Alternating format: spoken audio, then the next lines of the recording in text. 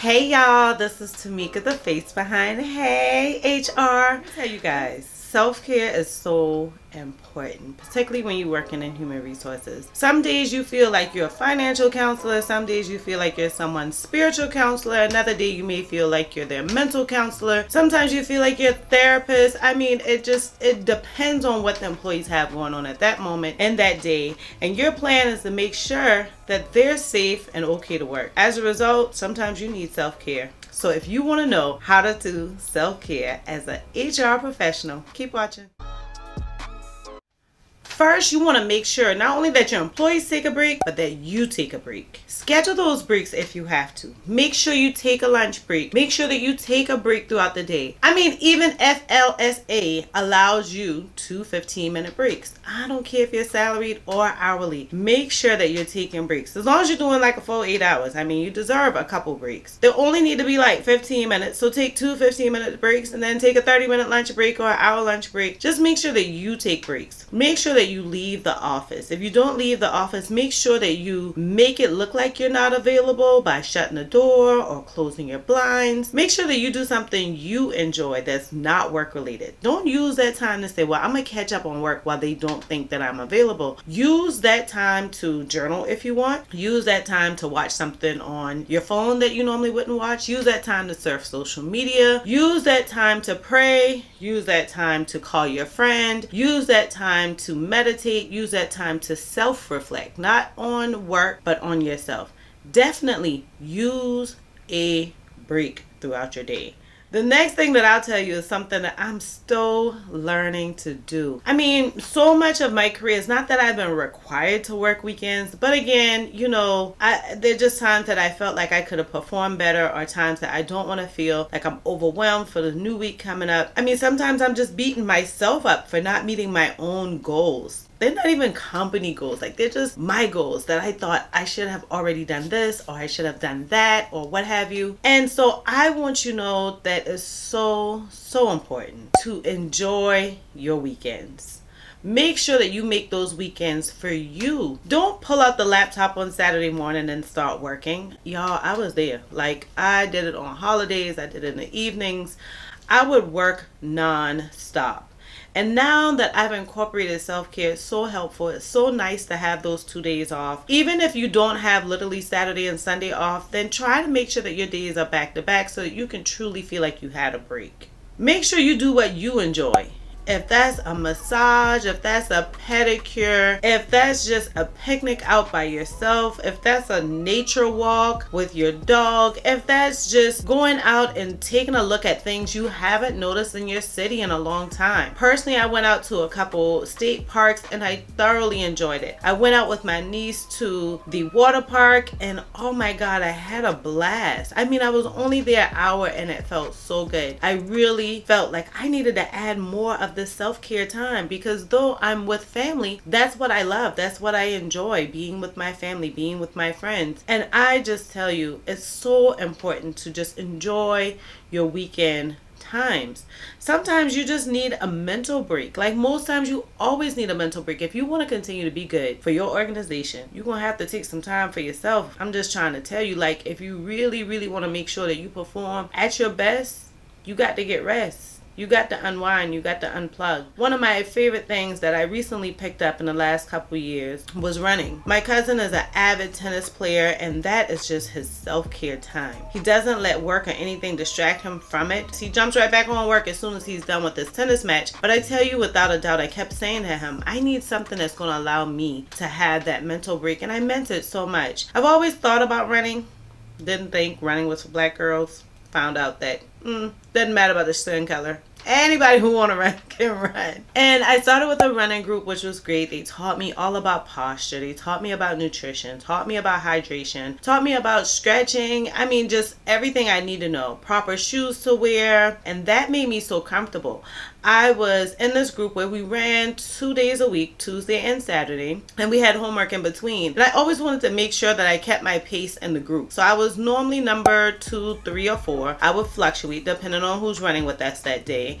And I wanted to make sure that I didn't go past person number 4 in the running line. And so because of that, I kept doing all of my core exercises. I kept doing all of my planks. I kept doing my runs by myself. I did long walks. I stayed on it. And as a result, our graduation was to run a race. So happy about that graduation. I did so well. I ran even better than I had ever ran before because it was difficult to keep up with my pace. So I just kept my mind focused on the next mile, the next half mile, the next quarter mile, and then the finish line. And I was so proud of myself. I was so excited that I'd done it. Surprised myself and actually went to the jumping arena with my nephews. And I was exhausted by the end of the day.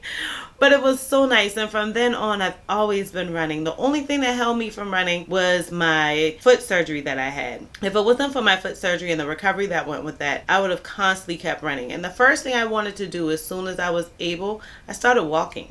Though I can't run at the pace that I wanted to start walking. But I'll tell you, that is my mental time to disconnect. I don't think about working. I don't think about what I need to do at the house. I don't think about what I need to do at the church because I work at my church as well. I don't think about what somebody else wanted me to do. I just think about the next mile, the next marker I might put in my mind, the next mailbox, the next street. I just think about the finish line. What works for me? You have to make sure you enjoy your weekends on top of having self-care incorporated in that weekend and in your days. I use Sundays to prep for the week. So I always use a calendar. I've recently transitioned back to agendas. I used to use agendas before and then I stopped. So now I'm back to using agendas. I love them. I watch a ton of YouTube videos about agendas, bought stickers, bought an agenda that I can customize the way that it works for me. And I just feel so refreshed on Sunday evenings when I'm done with everything that I need to do. And I'm able to just write in my agenda, think about a new week, a new opportunity for advancement. If that's for my personal goals, my YouTube goals, my work goals, my family goals, my friend goals, and just set my personal goals. And I use that time to say, you know what, Mika, it doesn't matter what somebody else may think your goal is. You set a goal that works for you. So I always want to make sure that I drink more than enough water. Now I do a habit tracker where I keep track of my water. My personal goal is what works for me. At first I noticed I was only getting in 2 bottles of water a day. Okay, I got up to 3. Now I'm up to 4. So I make my own goal according to me. And that just unwinding on Sundays, setting my own personal goals, getting myself together for the week makes me feel achieved. If no one else feels achieved, I feel achieved. I also use my weekend time to connect with family and friends. So I used to just kind of go to whatever their calendar needs. And I will say for my best friend, if she calls me in the middle of the week, I'm probably going to her house and hang out for an hour or 2. But even she has understood that my primary time for family and friends is on the weekends. I know that I want to get enough rest. I want to eat well. I want to make sure that I'm rested for the next day. So I use those times to just rest and to get done what I need to get done. And so my weekend times, I connect with family and friends. It helps me disconnect from work. It helps me re-energize for the week. It helps me feel like I actually had some time off. Now, another one that I struggled with, and my counselor was so insistent that I needed to start with this. And I will tell you that the first time she gave me an exercise, I nearly failed it. I had 30 days to do it. I did it on the 28th day. But that thing was to make sure that I schedule vacations. So she told me to plan something for myself. I did plan, and within 28 days, I got a massage done. That was my self-care. And then it was to plan vacations. And it was so crazy because she asked me, how often do I go on vacations? And I was talking so fluidly with her, and I actually paused. And my first question to her was, what do you consider a vacation? And I could see her shock. Normally she's really good about hiding her reactions, but she said, Tamika, at least 3 days.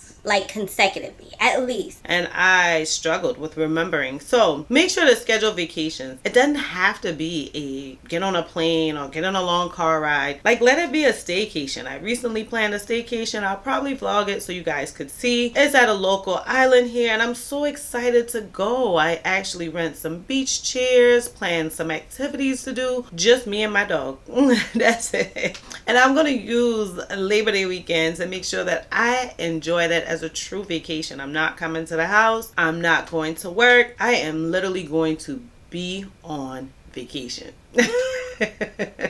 Try to plan at least 1 to 2 vacations per year. I know everyone doesn't have the luxury to say, okay, I'm going to do a vacation every quarter of the year. Now, I will tell y'all that I had 2 directors, back to back, 2 HR directors, where, and I won't say back to back, but I had 2 HR directors in my career who were adamant about getting vacation time on a quarterly basis. And it blew my mind the first time that I had a director that did vacations every quarter. It made sense for me with her because she was planning for retirement. She was planning to move back home, which was up north. We're down here in the south. And I just felt like, if you're away from your family, you're away from your friends, then that's what you do. It kind of really made me feel like that was an end goal for me, to make sure to plan vacations later on in life. But when I worked for another director who did the same thing, who had no children, who had one sibling that she really didn't talk to very often, had no pets, it really kind of blew my mind that she did a vacation every quarter. Now, I will say there were many times that her vacations kind of impede our work. I thought that they just weren't timely.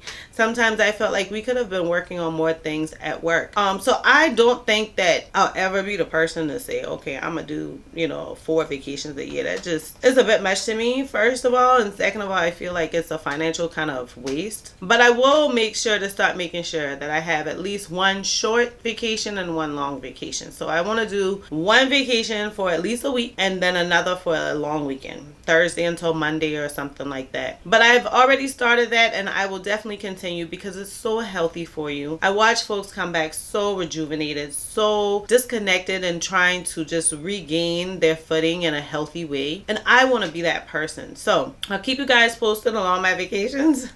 But vacations are important. If you're worried that at any time on these vacations you just might not get your work done, then guess what?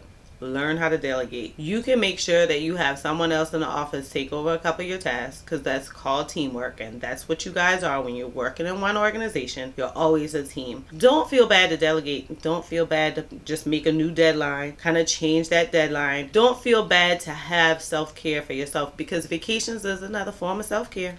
Now, the next thing I'm going to tell you to do is make sure to exercise more. Guys, y'all just heard that one of my favorite self-care things to do is to run. But I will tell you that exercising is just so healthy for you.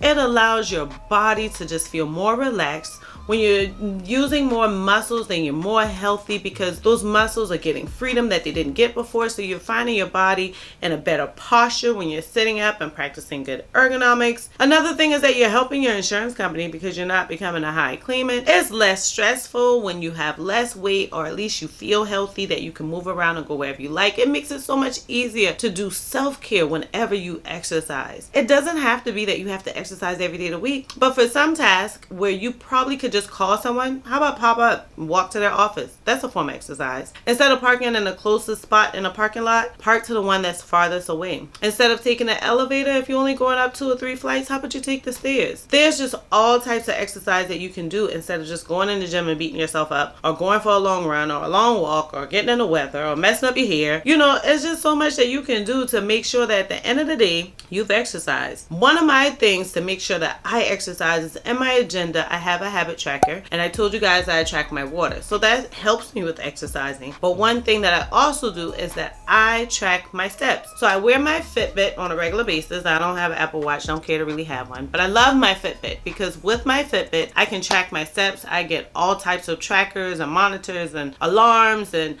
it just works for me. And I like the fact that my goal is 10,000 steps per day. Since I'm gotten out for foot surgery, it's been a little bit more difficult, especially since my parking lot is so close to my office. At my previous job, my parking lot, there were a couple parking lots, so I could park kind of far away. I work on the beach, so it gets pretty busy. It's super hot, so I'm not too excited about going outside in the day. As y'all can see, my tan is good, so I don't need to be out there in the middle of the heat.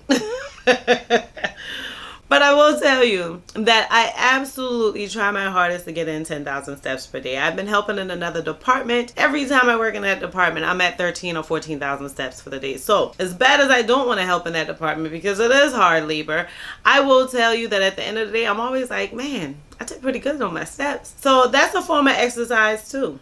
Make sure that you get an accountability partner. Y'all, it's so hard to stay up on top of the exercise if you ain't got nobody have your back. I mean, at the end of the day, you really need to make sure that somebody's like, get somebody that's also thinking about it with you. Because you don't want somebody who's just going to call you and tell you to go and then they don't go. But you want somebody to be like, hey, you meet me at the gym? Or hey, you coming on this walk with me?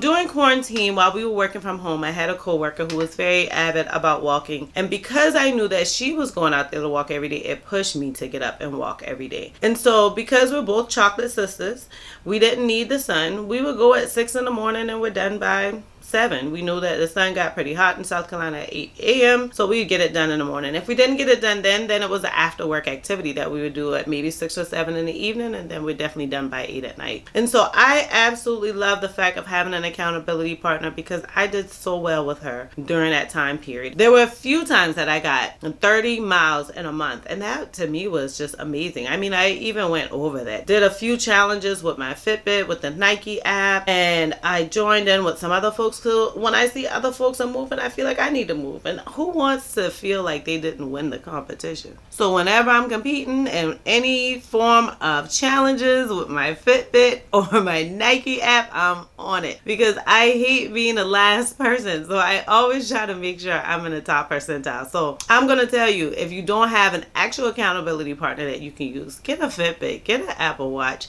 download some of these apps and go and have these other folks be your accountability partner. When you see they're getting steps early in the morning, that'll make your ass get up out that bed and start walking. That'll make you start running. They can be your accountability partner. Even your trackers can be your accountability partner. Who wants to see their tracker empty every single day? You want to make sure to have that check mark, or you want to make sure that you have a good number in there, or you have something filled in. So make sure that you use your trackers as your accountability partner as well. So another thing that I've been doing for, all my life, I guess, but it's definitely a good form of self-care for me working in the HR space, is that I journal. I make sure to use my journal on a regular basis. Every time I look, I can put stickers in it if I want. I can talk about someone and let out frustrations or a situation. And it's such a safe place for all of my HR activities, my work activities, my side hustles, my family, my friends. It's my safe place and no one else has to see, but I felt like I've let that frustration out. Now for me, I'm not sure how you guys feel about religion, but I will say, for me, I feel like I'm talking to the Lord. So some days I'm like, excuse me, and I go in. The Lord knows my heart, so he know I'm still working on these curse words, so sometimes those get in there. But to be honest with you, I don't like curse words in my journal as much as I use them in my everyday conversation. And I'm gonna work on that at some point. It's a part of me. I will tell you that I don't use curse words in my journal, but I definitely use different colors of pens. I do use different stickers. I draw different things, and that always helps me let out my frustrations as well. I'm not a real creative person, so as you can see from my journal, it's nothing super duper exciting, but it's my safe place. Sometimes I take it and I'll write in it on my lunch break. Sometimes I just reflect on the blessings that the Lord has given me. Sometimes I use it as a gratitude journal, though I do have a gratitude journal that I can use separately. I recently bought this gratitude journal, and so I'm not really accustomed to using it. I feel like I still use my journal for that, my real journal. But I also recap some things. Sometimes I talk about things in the news that frustrate me. If it's politics, if it's, economics or what have you, and I'll put stickers with it. I'll put whatever I found on the internet. Sometimes I find really good memes and I put those in there. But I'll tell you, I absolutely love journaling. It's a form of self-care. It gives you a mental break. It helps you with just your balance for the day. It helps not just an HR professional, but anyone. Make sure that